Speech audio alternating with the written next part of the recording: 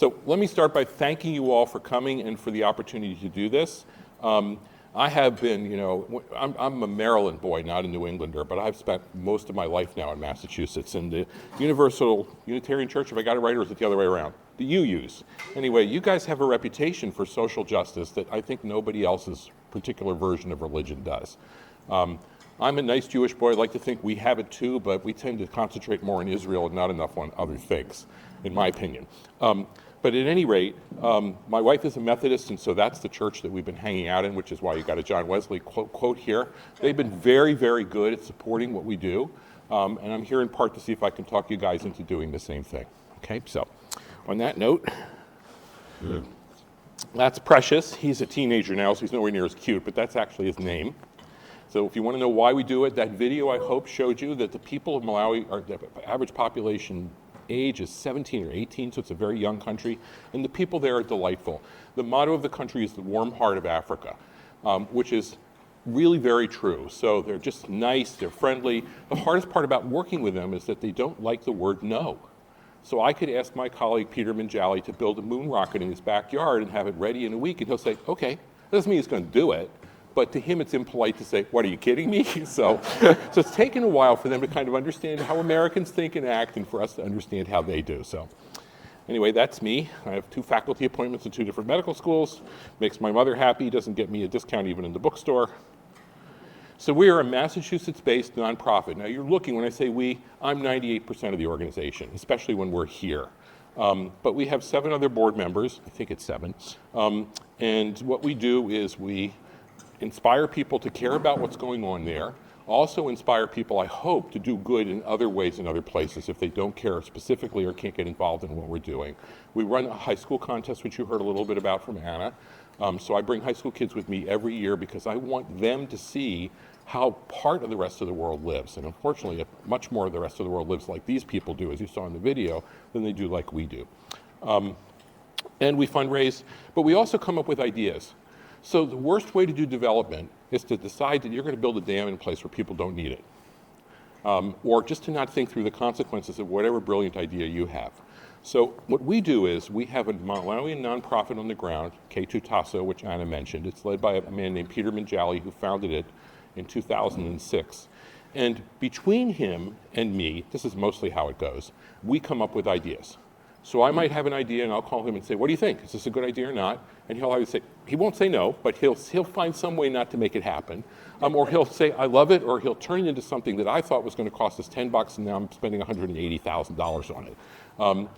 And vice versa. He'll come up with ideas and I'll say, yeah, I think we can do that, or you got to be kidding me. So 100% of all the money that gets donated to us goes directly to what we do. So we don't have any administrative costs that come out of donations. If there's an administrative cost, and there are a few for functioning here, like to register as a nonprofit and show our taxes to the government and stuff like that, there are fees for that. I just pay all of it out of my pocket.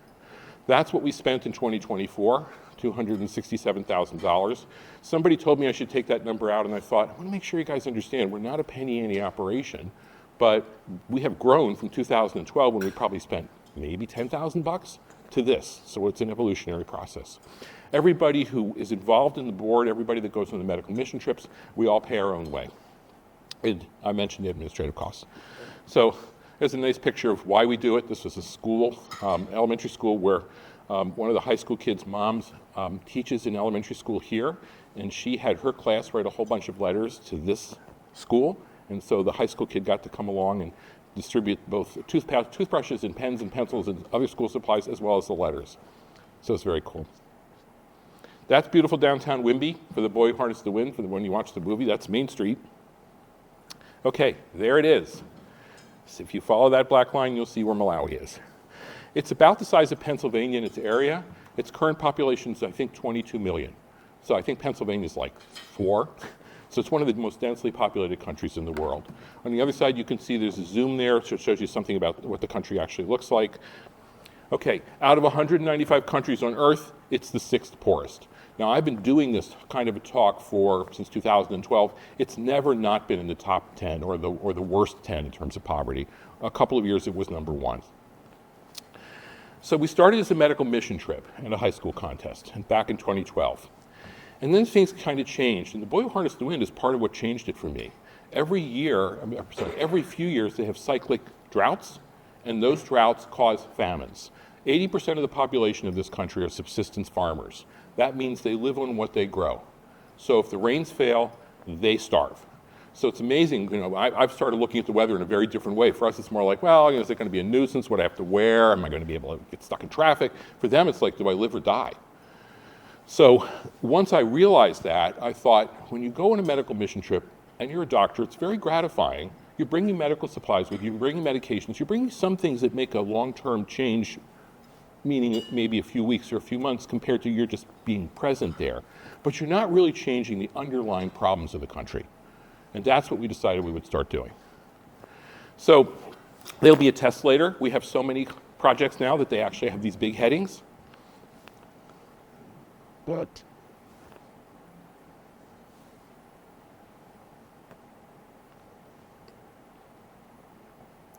and no, we're not going to talk about every one of them.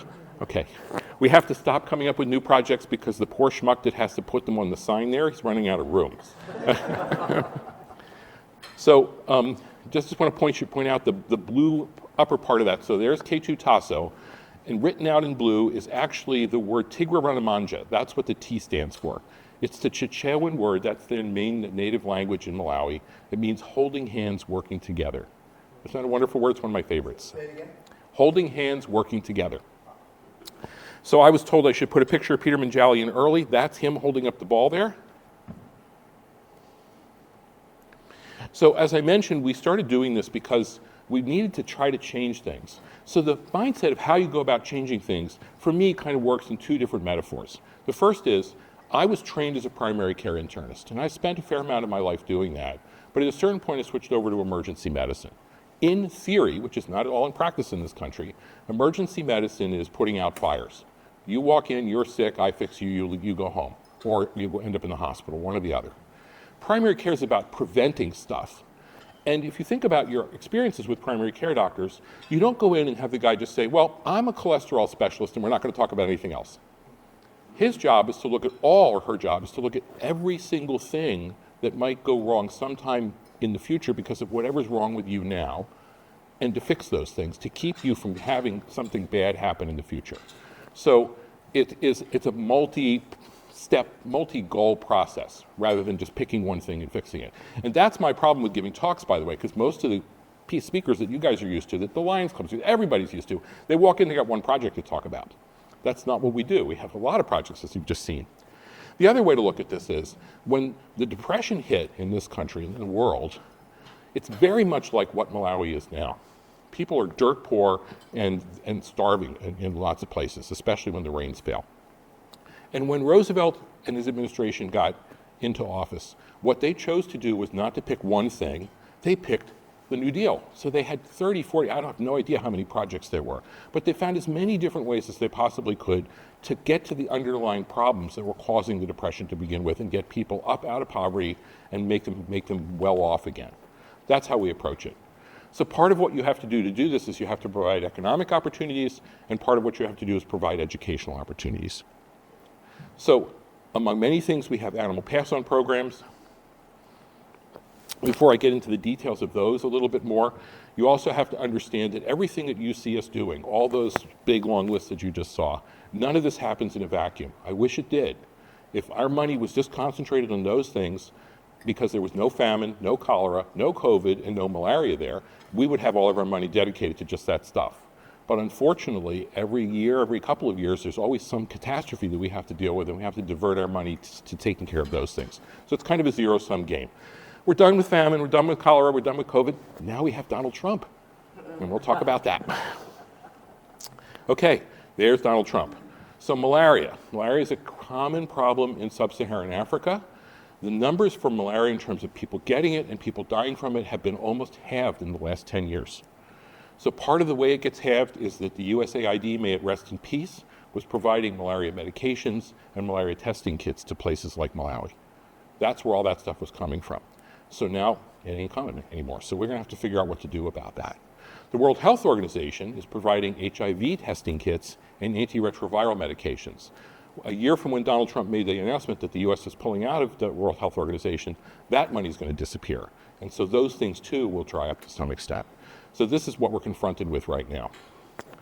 Somebody asked me, they said, well, we know malaria is bad, but what can you tell us about it? So I've got a whole hour-long lecture on that. We're not going to talk about it. But basically, if you look at that little kid, that's what malaria does. In sub-Saharan Africa, it is a killer of little kids, 5 years and under especially, and pregnant women.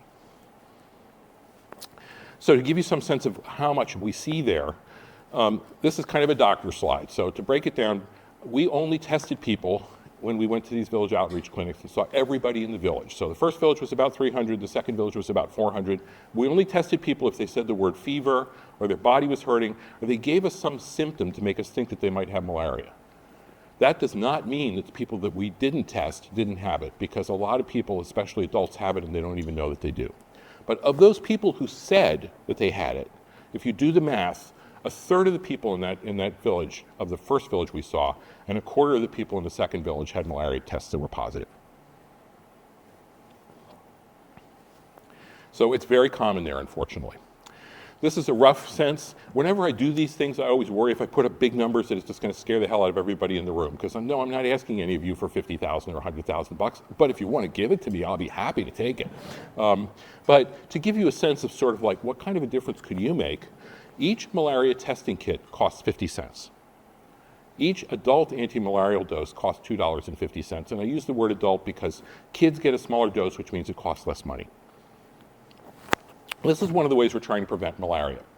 So there are studies that are not perfect, but they're good enough for us to be doing this, that show that if you take this plant, which actually you can buy in the local nurseries here and plant in your front yard, and you make tea out of the leaves, once a week you drink that tea, your risk of getting malaria is significantly reduced.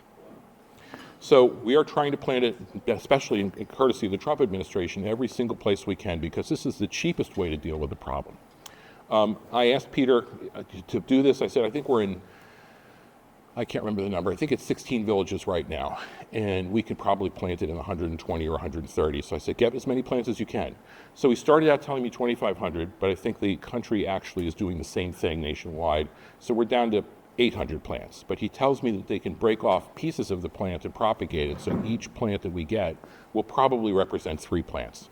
And they're like $1.50 a plant. Okay, I mentioned this about the World Health Organization and HIV, same numbers. I'm making these numbers up, but I can just tell you it's going to cost a lot of money to save a lot of lives. So Donald Trump is a mass murderer. If he isn't, he will be soon because of his behavior, because millions of people are going to get sick and die from things that are currently going in the right direction. In 2012, when I started in Malawi, the HIV positivity rate was 15%. It's down around 5%, and it's probably even lower than that where we work, because Peter's original organization was dedicated to just that specific issue. Finding out who had HIV, counseling people how to avoid getting it, counseling people who had it what to do sexually, and also making sure that medications were available to them. But all of the testing and medications that he got, that all came from the World Health Organization. So the last couple of years we've been dealing with a famine. It was much better this year, thank God. It's all based on the rains. The picture that shows the brown corn, that was April of 2024. So on the other side, you can see the corn is green. That was this year. That's what the cornfield should look like. In fact, it shouldn't turn brown until sometime in June.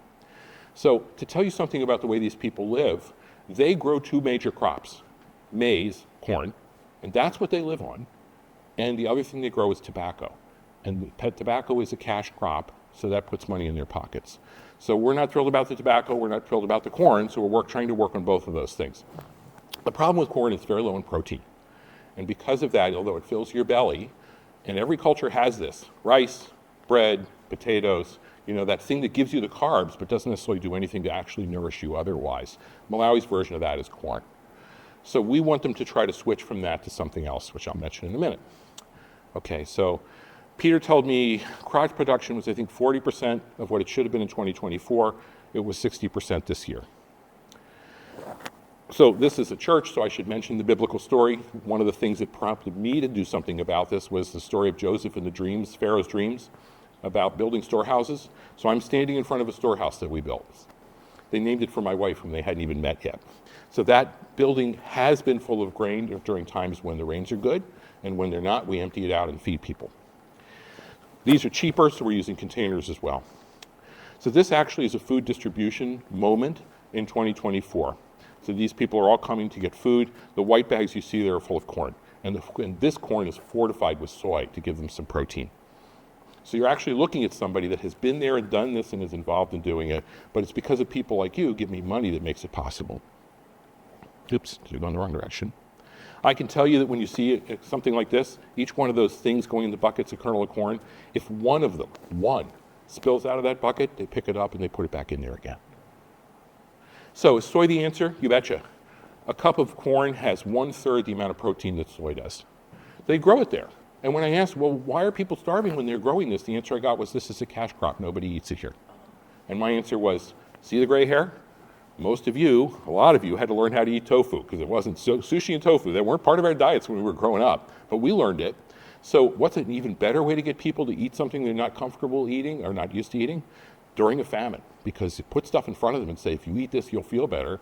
If they in fact learn to like it, and then they look at their kids and they see that the protein malnutrition is going away, hopefully in the long range consequence of that is it actually will make it so that they will change their diets to things that are better for them. So we do have a soy initiative. A lot of people are eating it. Tofu didn't quite work out as well as I wanted it to, although I understand there's some villages that they're using it. I had recipe contests and all kinds of things, but they are eating porridge that is fortified with soy. So we are getting people to consume it and to understand how important it is to have in their diet. So moving on. I mentioned that sometimes Peter Manjali will call me and say he's got a project and he wants money for it. This is how this conversation went. Every year for 6 months, because there are very few toilets in their country, there are diarrheal illnesses. So why is that? Because in the dry season, when you poop on the ground, what happens to the poop? It stays there and it decomposes in the sun and it doesn't get washed into the water supply. During the rainy season, the opposite happens. You poop and boom, it's right in the water supply, and then somebody drinks it downstream and they get whatever lovely disease from the poop, that you might have had. That goes on for 6 months. So I already knew this, but he said, we would like that to stop happening. And I said, okay. And he said, we want to chlorinate the water. And I said, sounds like a good idea. How many people do you want to do this for? 150,000. Now, if any of you had been in the room when I had the phone up to my ear, you would have seen the look on my face. And I said, right, I'm not Bill Gates, right? And I've said this to him many times in the past, and probably several times since then. And I said, okay, I'll bite. You want to do this for 6 months. You want to protect 150,000 people by chlorinating their water for 6 months. How much is this going to cost me? $13,500 US. I wrote him a check that night because I was expecting we were talking millions. So then cholera came along, which is something that is endemic, which means it's there all the time, but you don't necessarily have epidemics where everybody gets it and spreads it around. And we had to up our game. This, by the way, is why we don't have these problems here. That's a typical water source. When cholera came, there were over 1,700 deaths in the country, over 58,000 cases. Every district had it. The reason I put the district number up there is that the Kasungu district, where we were already chlorinating at this point, and we had gone from 150,000 to now 530,000 people, costing us $32,000 a year. By doing that, we made it so that there were 3 deaths in our district, and of those 3, not a single one of them was acquired in our district. They went someplace else, drank the water, and then came back and got sick and died from cholera. And I think there might have been maybe 100 cases at most, so there were very few. So it can't take complete credit because some of this has to do with geography, but chlorinating the water has made a huge difference. So we are now protecting 630,000 people, and that's the number. It's 3.4 cents a person to do this. So it's dirt cheap, probably dirt cheap in America too, but it costs a lot more than that. which means that every year we have to cough up about $35,000 more or less to make this happen. So it's a mandate. It's not something I can easily walk away from. That's one of our older projects, kind of a middle range project. One of our newest projects is this one. So in case you didn't know this, there are two different kinds of sweet potatoes. And I don't know how well that image projects, but there's the kind that we all think of when I say sweet potato, which is the orange meat. But there are ones in Africa, for whatever reason, have white meat. White meat means no vitamin A. And vitamin A is directly linked to whether your vision works well or not, especially night vision. If you have a deficiency of vitamin A, your night vision is gone. So it's a very common problem there. So the simple solution to that is just to replace one kind of sweet potato with another kind of sweet potato. So we're doing this working with K2 Tasso. They work in 37, basically, these are like Head Start programs, preschool programs, by planting sweet potato vines that are orange in the school area, but also letting the kids take home seeds so the parents can plant it as well. So we're hoping this is going to make a big difference. Peter Manjali's the master of the photo op. That's a photo op he staged. So I won't belabor the point of the Pass On program except to tell you that what that means is if I give farmer A a goat and that goat gets pregnant, which is the intention, then the firstborn goat, farmer A has to give to farmer B. And farmer B has to do the same thing with farmer C, and so on. So just one goat eventually, as long as you get to, well, you need two goats, right, a male and a female.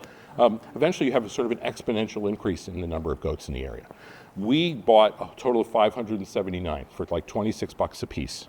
And look at the numbers, because goats breed. So now it's over 15,000. And what does a goat mean? It means 1 year of high school for a kid.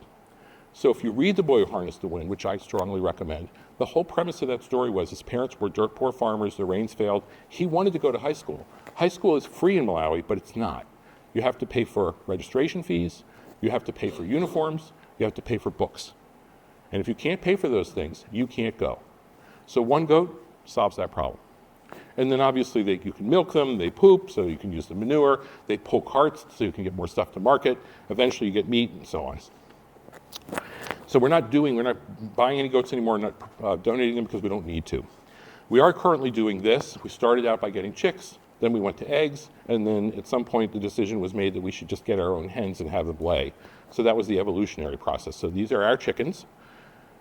And what happens is that they're pretty good layers for a couple of years anyway. So we give each farmer who is part of this program, they get 10 chicks. And again, that farmer is expected to give the first 10 of his chicks away to the next farmer. So chicken manure is good for hydroponic systems. It's a good way for fertilize things. And then there are obviously all the other benefits because there's more protein because you're providing eggs and things like that. And they're pretty low maintenance. This is this might be my favorite project. It's pretty close anyway. So I read something in Heifer about how they were doing a dairy cooperative project 200 miles away in Tanzania. And I called Peter and said, would you like to do this? And I thought, yeah, we'll spend 10,000 bucks on it maybe, because I can probably raise that money. He said, I'll meet with my board, and he came back 3 days later with a $180,000 3-year project proposal. And I looked at it and said, that's more than our entire budget. Are you kidding me? So we negotiated it back and forth, but we ultimately agreed we were going to do it because it made sense. So what does this mean? If you have been to the developing world, you've seen zebus. Zebus are the kind of cows that have the humps. So they are drought and heat tolerant, but they only give you 1 or 2 liters of milk a day. If I say the word dairy cow to all of us are born and raised in America, what do you see? You see a black and white cow, right? Those are Holsteins. In America, they give you 45 liters of milk a day. We're talking about the same species and probably the same amount of work to get the milk out of the animal. In Malawi, they give you 12. So no, we didn't take them from Wisconsin and put them on a plane and send them to Malawi because they'd all die. But somebody did this sometime, probably the Brits did, maybe 10, 12, 15 years ago, however long ago it was. There are multiple generations that are born and bred in Malawi down in the southern part of the country. So we purchased a bunch of them to where we're working, where nobody has them. And basically the way to think of this is, think about that scam where the Nigerian prince sends you the email and he tells you, that you're going to get $1 zillion and whatever. This is that thing. If somebody knocked on your door and said, I'm going to give you a tool where you're going to do exactly the same thing that you were doing yesterday, but now your income is going to be 9 times what it was. You wouldn't believe it, right? Well, that's what these Holsteins do for these people. So we started in 2019. We formed a dairy cooperative. We ultimately purchased, I think it was 79 cows. I got the numbers in here somewhere. 76, there it is. We built a milking parlor and a kraal, that's their word for barn. And so we have a best practices herd of about 15 animals, but the others, each individual member of the cooperative would get an animal. So they were taught how to take care of them properly. There were sort of a vetting process to make sure that they could do that. And I thought we were done. And then Peter decided he didn't want us to be the provider of the milk. He wanted us to be the middleman as well. So we agreed that we would construct a factory. And that factory would pasteurize milk, make yogurt, make ice cream, and make cheese. And we are this close. We're like one electricity hookup away from doing that. It costs a lot of money too, but it's worth it. So as part of this whole process, the World Bank and the Malawi government came to us. So we didn't go to them and said, we want to give you a grant because we like what you're doing so much.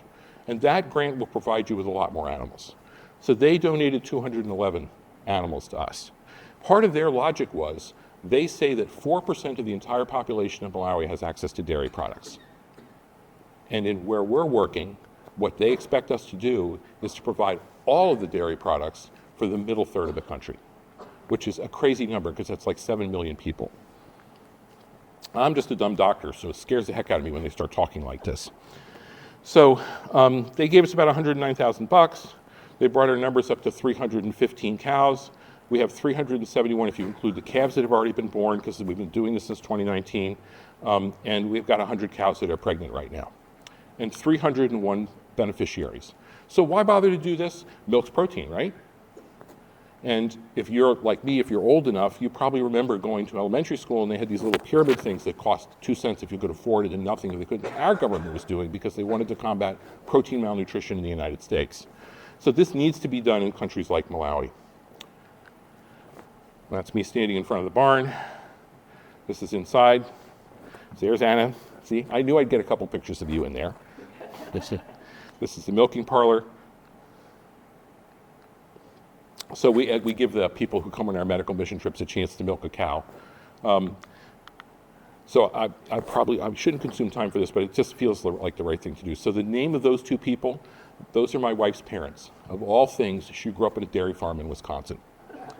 And when I first met her, I said, when we retire, maybe we should get an acre of land and buy a cow or two. And, and so because you guys, you and your sibs, you all tell such wonderful stories about what it was like to grow up in a dairy farm.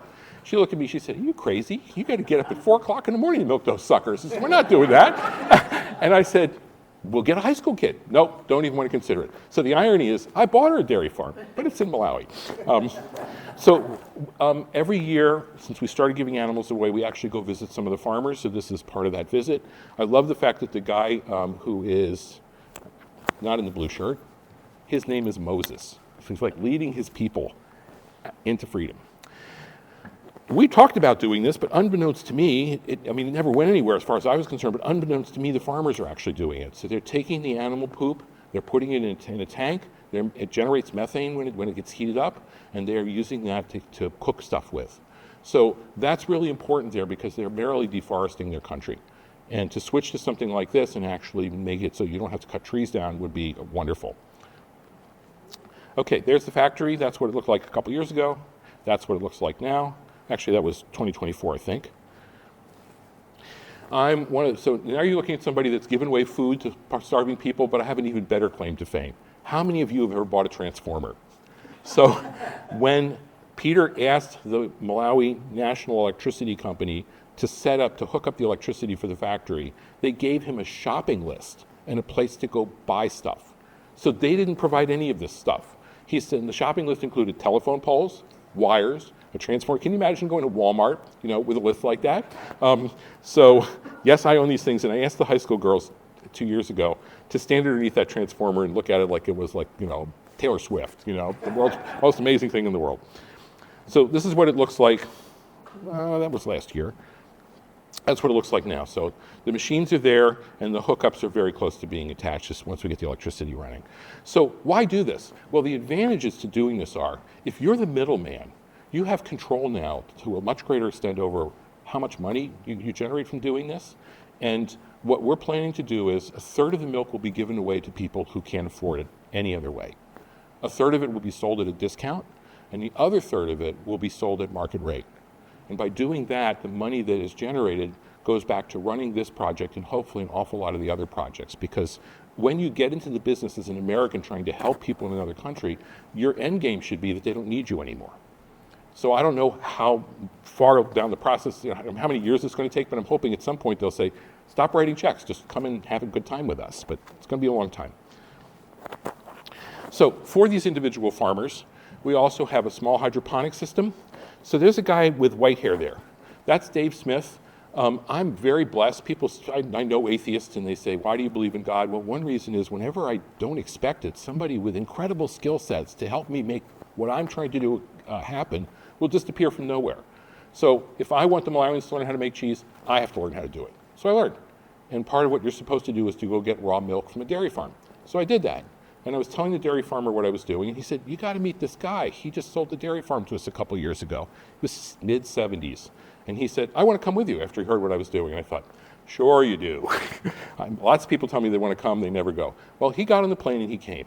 And he has been very much involved because he was not a dairy farmer born and bred. He learned the business. He started a business called Smith's Country Cheese. They sell cheese all up and down the East Coast. He's in Winchendon. And so by having that expertise level, he was able to make it so that we could accomplish a lot of things that might not have happened otherwise. He's not the only brain involved in this. The Malawi agriculture people are too. But he helps. So he found out about this project. They do this in Kenya. These things cost about 150 bucks. And what they do is, from the 10th day after you put this stuff in the hydroponic system, which is a non-electricity system, you grow enough things to feed the animals except for roughage, perpetually. And it can feed like 15 cows. So in a place where water's an issue, where land is somewhat of an issue, if you can switch people to doing this, you're making it so those animals have a much better chance of surviving. And it's worked really well. So his plan is to make it so that the average farmer buys it, but they do it with a mortgage, because they don't have 150 bucks. But within a short period of time, just a few years actually, from what I'm told, they'll make enough money from their animals that they'll be able to pay it back. So I mentioned why do milk? Because it's high protein, it's an income source, it's a famine preventer. But there's one other thing I didn't know. I'm a doctor, I'm supposed to know stuff like this, but this is the difference between OBGYN and emergency medicine. So in West Africa, they did these studies where they found that people who did not have a lot of calcium in their diet, pregnant women, had a much higher rate of miscarriages, of life-killing, of fatal diseases like eclampsia, a preterm delivery, and on the list goes. If you simply supplemented their diet with calcium, you reduce the rates of these terrible things by 25 to 50%. So if we start making it so that this is an easy commodity to come by for women that are pregnant in Malawi, it's going to be a game changer in terms of that. Okay, I already mentioned this. So if you want to run the numbers, the typical Malawi annual income is 572 bucks. We're talking about over $3,000 for the average farmer, just probably with one cow. The demonstration project, the farm, I thought we would close it down and I'd just have to stop paying for it. Peter wants to turn it into an agricultural college. And we already have agriculture students from other colleges coming to see what we do and why we do it. And then the other thing we want to do at some point is we want to make it so that we can provide milk in the schools, just like was done when I was a kid in America. Because a growing brain, when the kids are 4, 5, 6 years old, if they are protein malnourished, it's really bad for their brains. So to fix this problem, which is where we're at right now, we need a refrigeration room, we need a refrigeration trailer, we need a whole bunch of other stuff. It's probably a mere 45,000 bucks. I don't know how much of that will come from grants from the Malawi government, but they keep promising that they will help to a large extent for us to continue the project and grow it. Okay, moving on. You want to fight climate change? Well, we're doing it in Malawi. So one of the ways we do it is by planting bamboo. Bamboo's a grass. When you cut it, it grows back again. If any of you ever fought the battle with bamboo here, you know that. But there, it's a life changer because people still burn stuff. They make charcoal, and that's how they cook their food. And getting them to do it with bamboo, which actually makes better charcoal than a tree, is much better than having them cut a tree down because the bamboo grows right back again. In addition, the leaves are fodder for your animals. You can use the stuff for construction materials.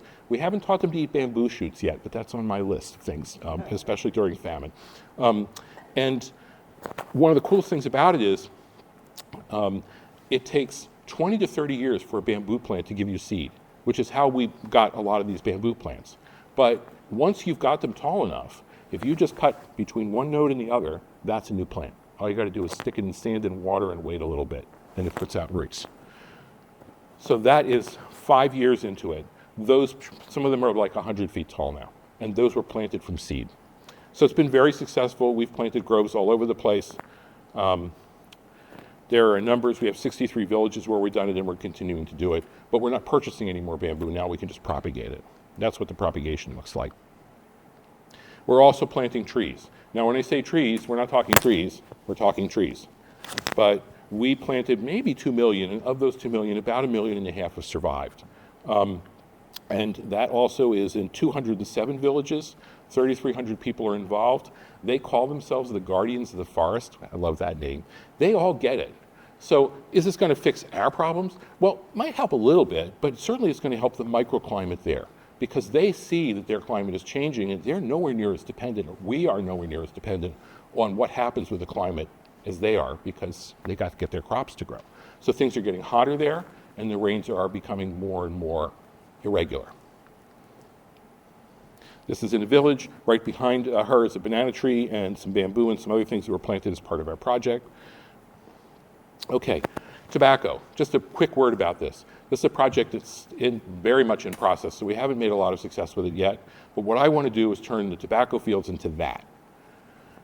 Tobacco is a nasty crop. It's bad if you're a little kid and you're out there harvesting it, because the leaves are so full of nicotine that you can absorb it and it makes you sick, which is illegal in Malawi, by the way, but happens all the time.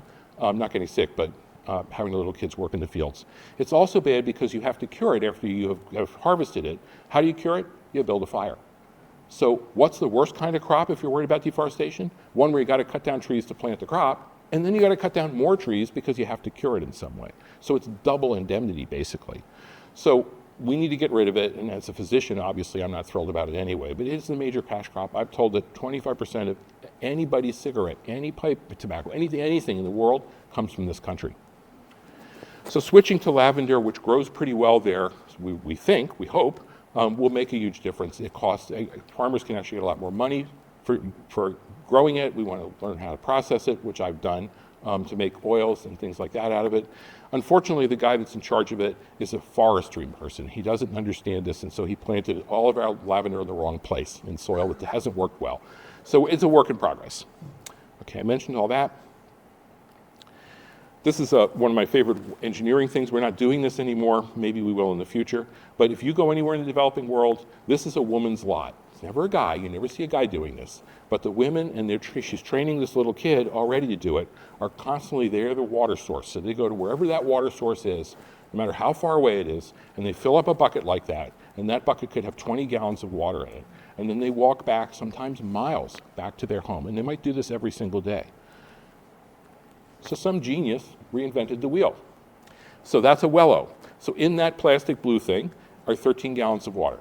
And that 85-year-old lady had spent her whole life doing that, and now if she needs water, all she has to do is just push the thing home. So we have a whole IT project.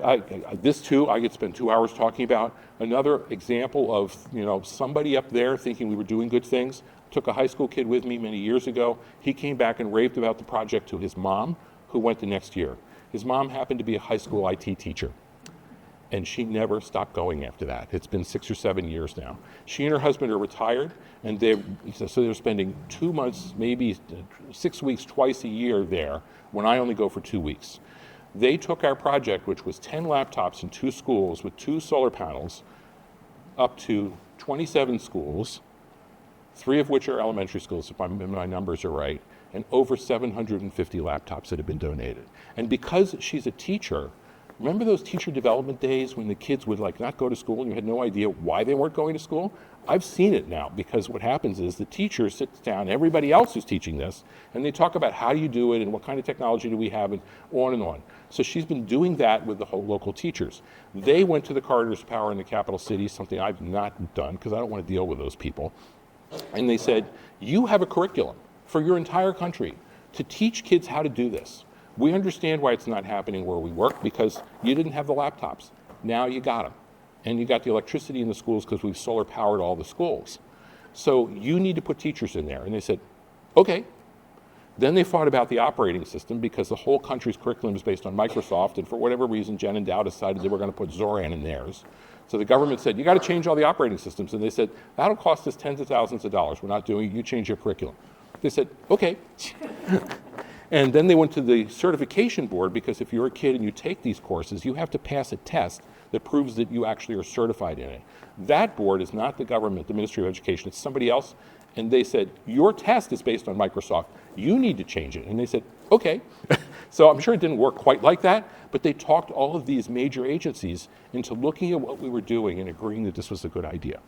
So why do this? If you are a dirt poor kid in a farm family where this is multi-generational poverty and subsistence farming, and we give you this opportunity to either stay on the farm, my wife, the dairy farmer, said, make sure you say it like that, stay on the farm but learn how to farm better, or get the hell out of the farm, go into the city and generate a lot more income. Not only are you helping yourself, but you're also helping your family back on the farm.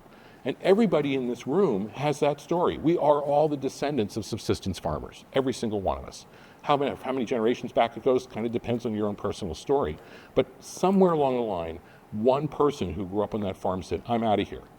And they got the skill set to make it so that they could have a different life, which is why we all probably have different lives. I imagine there are no farmers in this room. I could be wrong, but at any rate, there are some pictures. So those are the current numbers there. They actually did solar power a whole village, but it wasn't one where we worked. It was a deal with getting Starlink in return for that. So where we were putting these computers in, they had Khan Academy, which is called the internet without the internet. So kids would learn the way to Google something, but Starlink actually makes it so that, I hate to talk about Elon Musk, but it makes it so that they are attached now to the internet. So a lot of these schools are as a result of that. The first year we did this, we went to a school where there were 400 kids sitting outside. And this is a typical experience. And we asked them, how many of you have seen a computer? 2 hands went up. And these people are probably 30-minute drive, maybe an hour drive from the city of Kasungu. So what Jen and Dow are doing is unbelievable. And they have, clubs and all kinds of other things. They're teaching people to software code. They're teaching people to hardware repair. So all of the skill sets that our kids have, we're doing. And we are doing this in elementary schools just like our kids are, because we want them to start that early. So other projects, we have a beekeeping project. It's a pretty easy one for the farmers, just in terms of the maintenance part of it. It doesn't double their income, but they can get half again whatever it was that they were making. That's what they look like. They kind of look like coffins. So we have 300 more farmers that are on the waiting list, and we've already got 630 that have gotten into 33 villages. Okay, there's the medical mission trip. Almost everybody you see in here, well, that's not entirely true, but the girls holding the babies are high school kids. So they had a chance to do what Anna did. This is from 2 years ago. At St. Andrews, the little hospital where I worked, there was multiple C-sections. The woman in the middle of those 3 people is Kayla Montero. So my wife runs the Agape Soup Kitchen. So I don't know if you guys know about that, but she's the local and I'm the global. So she feeds people every Thursday night in Hudson, no questions asked. And she also puts food out in front of the First United Methodist Church Monday through Friday, which is just there for free. And people donate from Target for her. And also whatever doesn't end up at the Stowe Council of Aging, there's a guy that brings that to her. So sometimes she'll put out 20 boxes of fruits, vegetables, you name it. So Kayla came as a freshman to work at the soup kitchen with her. She's a Hudson kid. She's now a nurse, studying to be a nurse practitioner. So she went 3 years in a row with us as a high school kid, and then came back as a nursing student and as a nurse, and hopefully as a nurse practitioner. So she's a real success story. I put this in here because this is the operating room supply cabinet at St. Andrews Hospital. Do I need to say anything else? Okay. So we try to fix that problem. If you look not where the people are standing, but where all that stuff is, we fill our bags when we go on these medical mission trips. One big bag for every person that goes has to be filled with medical supplies, toothbrushes, toothpaste, glasses, and stuff like that. And the other bag, I tell people, try to keep it to like a third for your private stuff, and we'll put as much other stuff in there as we can. So we bring a ton of stuff with us, and those toothbrushes and toothpaste, they're gone in 2 weeks. And I buy hundreds of them every year. So that's roughly what we spend. It's probably not even close. We might even spend 10 grand on it, but between medications and the medical supplies that we bring. A word about American medicine. So I love this picture. So we have donated that. What she's holding is a handheld ultrasound device. It costs $2,000. Isn't that cool? And another $1,000 for the iPhone because you need an app to make it work. So I'm that bridge generation. The people that taught me medicine, didn't have all this fancy stuff. So everything was about their eyes and their hands and the stethoscope and looking at the patient and listening to them and figuring it all out based on that before they even thought about getting a test. The generation that came after me, not the ones I've taught, but the other ones, their initial response is to say, let's get a test before we even do anything else. So what is this high school kid learning from using that ultrasound? That woman's pregnant. Do I have to say anything else? Okay, I mean, there's your example right there. So this is a typical dwelling. We're making a house call there. You can't see it very well, but if you look in the picture, you'll see the wheels of a wheelchair. So when Jen and Dow send computers by ship, which they do on a regular basis, we actually can send 2 free wheelchairs as well. And they come from the Stowe Council on Aging, because people donate stuff to them. So there was a woman who was young who was involved in a car accident, and she was basically just lying, in bed. I don't think I've got a picture of her there. But this was a chance for her to have a whole other life by bringing the wheelchair for her. And for the high school kids, to be inside one of these places, until you have been in one, you really don't get it. I mean, it's one thing, wouldn't you say, Anna? It's one thing to see it from the outside. It's another thing to walk in and have the roof be like there, nothing on the walls, have a dirt floor, and realize that in this very small room, which might go from there to there are 7 people sleeping in there at night. And the other room in the building is where all the goats sleep. That's what the life of most of these people is like. See, I got 3 pictures of you in there. We do village outreach clinics, as I mentioned, so that means that we see everybody in the village and we check them for whatever. This actually is a new initiative because we found out that 40% of the people in Malawi have hypertension, and nobody screens for it. You know how if you go see the doctor and you say, I've got to blow my nose, twice in a day, somebody checks your blood pressure for no good reason. If your toe's hurting you, they check it. So there, it's the opposite. Unless you walk in and say, my blood pressure's high, which nobody can really tell, they don't check it. So we are starting an initiative there where everybody's going to get screened because people there they're experiencing what happened in the 60s here. If you have uncontrolled hypertension, you get strokes and you die from them. That happens all the time there. Peter's constantly telling me about a relative, a friend, a colleague, somebody who's had that happen to them, and it's all preventable. That's the Village Outreach Clinic. As I mentioned, in the houses, there are no decorations on the inside. So one of the things that I'm proudest of is initiating a project is if you look carefully, you'll see that high school kid is taking a Polaroid. So I have the high school kids, when we're doing this, take a Polaroid picture of every kid until we run out of film. And then that Polaroid's given to mom. So at least once in their life, they have one picture of their child that they can treasure and keep. Things we totally take for granted. This is Sophie. I mentioned her already. She's the high school kid whose mom's an elementary school teacher, so she's giving out pencils and things like that in the school. This is a house call we make, so we get a chance to do that too. There's the wheelchair. I don't know why it's in there twice. This is what the inside of a dwelling looks like. That's what the inside of the hospital looks like. Notice the mosquito nets. Malaria is a big problem. Yes, I really do go on these trips. These are the Gulawan coolies, so they're traditional African dancers. Sometimes animals and sometimes people. This is the Minjali's refrigerator, so we've made a little dent in their approach to life. So, can we use your help? And this is how you say thank you very much in Chichewa. Zikomo Kwambiri. Thanks for your attention. All right.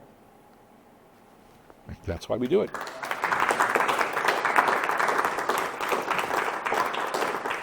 And I'm sorry I ran over, didn't I? Oh well. Suck in. So how did you pick Malawi?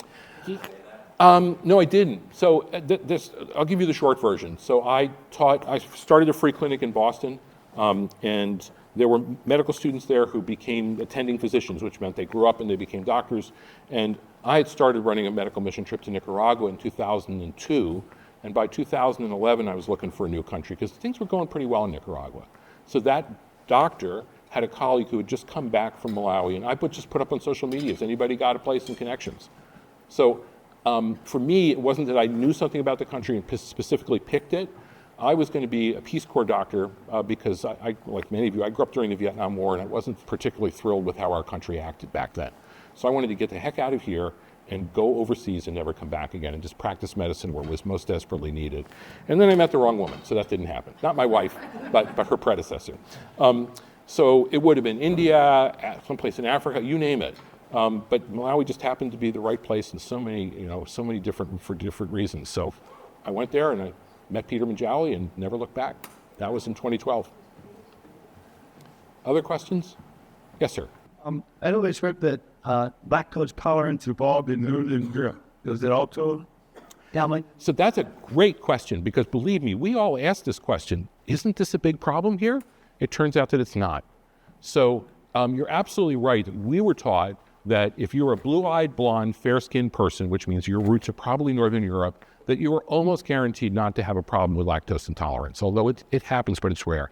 Whereas if your skin is a different color, if you're from the Mediterranean basin, if you're Native American, there are a whole bunch of populations that have a very high rate of it, including parts of Africa, but not there. So I can't explain that, but I'm happy about it because otherwise this project would make no sense at all, right? Unless we fed them all yogurt, which we're planning to do anyway. Before I forget, in case we're done with the questions, we do have a shameless commerce division. It's over there. So all that stuff came from Malawi. It includes African cloth and some wood carvings that are all amazing. And the cloth is actually folded. So it's 4 feet by 8 feet, each one of those pieces of cloth. So they make great tablecloths. They're good for curtains. They're good for decorating your college kid's dorm room, and so on and so forth. We actually had one woman who took one and made a quilt for us out of it. So if any of you are interested, the cloth is $20.